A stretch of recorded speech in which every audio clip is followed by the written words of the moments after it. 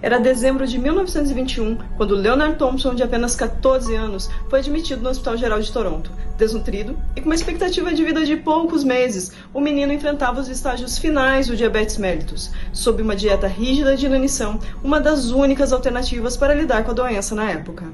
O quadro foi revertido graças ao medicamento experimental nunca antes testado em humanos, a insulina. A substância permitiu ao garoto uma sobrevida de mais 13 anos e, apesar de ter morrido ainda jovem, o fato foi inédito para uma época em que os diabéticos tinham uma expectativa de vida de apenas 1 ou 2 anos. Se há 100 anos o diabetes era quase uma sentença de morte, hoje é uma doença totalmente gerenciável, e isso se deve justamente à descoberta da insulina.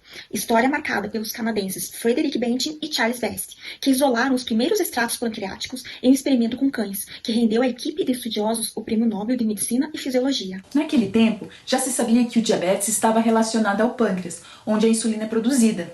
No diabetes do tipo 1, as células beta do pâncreas não produzem esse importante hormônio, que é a chavinha que abre a célula para a glicose da corrente sanguínea entrar, nos deixando cheios de energia. O tratamento com as injeções de insulina objetiva imitar o papel do nosso querido pâncreas. Ele secreta pequenas doses do hormônio ao longo do dia, o que chamamos de insulina basal, e grandes volumes dela quando nos alimentamos, o que chamamos de insulina bolos de ação rápida. Ao longo desse centenário, muitas descobertas foram feitas, desde a produção de insulinas de origem animal até a de origem humana, produzidas em laboratório. Atualmente, as insulinas humanas disponíveis no mercado são a regular e a NPH, que têm ação rápida e intermediária, porém elas não imitam muito bem o trabalho do nosso pâncreas, permitindo que haja instabilidade de glicose sanguínea. Por isso, a indústria farmacêutica buscou formas de melhorar a ação destas insulinas, surgindo em 1990 os primeiros análogos de insulina.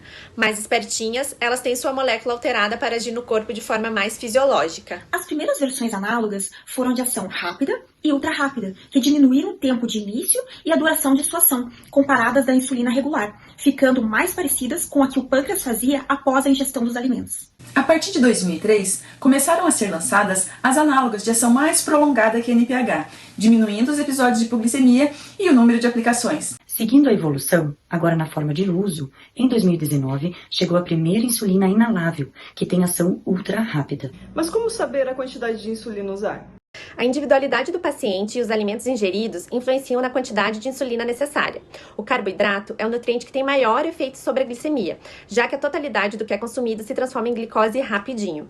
Esta é a razão principal que o coloca como foco do tratamento, como uma estratégia nutricional para oferecer a pessoas com diabetes maior flexibilidade em sua alimentação. O objetivo maior é manter a glicemia estável, evitando que o açúcar no sangue caia muito, a hipoglicemia, ou que suba muito, a hiperglicemia. Existem 2 métodos: a contagem de carboidratos por equivalentes ou substituição, com uma lista de porções com alimentos com 15 gramas de carboidrato cada. E a contagem de carboidratos por método por gramas, onde o paciente faz a soma dos gramas de carboidratos de cada alimento com a ajuda das tabelas e rótulos nutricionais, calculando a quantidade de insulina necessária. Vamos entender?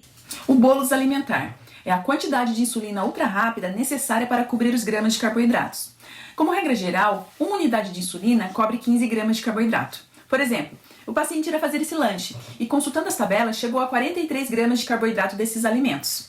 Sabendo que sua ração insulina-carboidrato é de 1 unidade para cada 15 gramas, teremos que dividir 43 gramas da refeição por 15. Dessa forma, 3 unidades de insulina serão suficientes para cobrir esse lanchinho. Também podemos precisar da insulina para o bolo de correção, que é a quantidade de insulina ultra rápida necessária para cobrir em pontos a sua glicemia.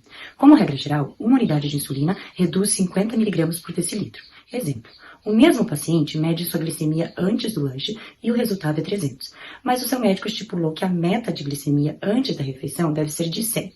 Então, ele deverá corrigir esse excedente de 200. Para isso, ele deverá dividir 200 pelo seu fator de sensibilidade, que é 50, que resultará em 4 unidades de insulina para corrigir a hiperglicemia de antes da refeição. Ou seja, o total de insulina para o bolo de alimentação, do lanche, será de 3 unidades. E o bolo de correção, da hiperglicemia antes do lanche, será de 4 unidades, totalizando assim 7 unidades de insulina ultra rápida necessárias nessa refeição. Achou complicado? Não se preocupe, atualmente temos aplicativos que podem ajudar os pacientes nessas continhas. Neste ano em que comemoramos o centenário da descoberta da insulina, vimos que muita coisa melhorou desde 1921. E felizmente, com as ferramentas atuais, jovens como Leonard Thompson podem ter muito mais qualidade e expectativa de vida.